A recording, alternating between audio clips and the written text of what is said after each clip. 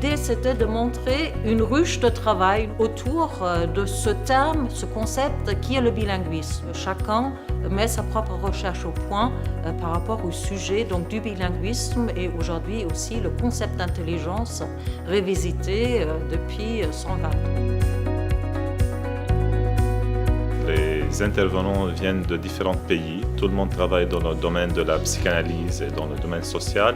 C'était intéressant vraiment de voir comment chacun raconte son expérience et ses recherches, mais qui sont vraiment influencées par son propre vécu et sa propre culture.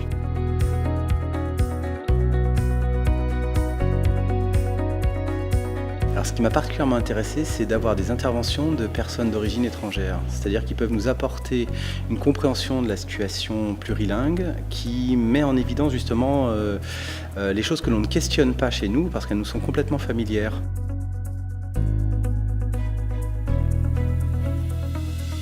J'ai beaucoup appris durant cette journée de la pratique des autres intervenants, des points communs qui nous unissent dans la recherche d'une définition de l'intelligence, alors que nous avons des champs d'exercice totalement différents. En somme, c'est une expérience qui pour moi est à la fois un défi qui avait à relever, un défi collectif et en même temps un défi individuel. Je suis très heureux et très honoré d'avoir pu participer à cette expérience. Un bilan très positif et j'ai vu qu'il y avait donc un public très hétérogène qui se donne la peine même de voir venir de très loin parce qu'ils sont intéressés à la question. J'ai découvert autrement mes propres chercheurs.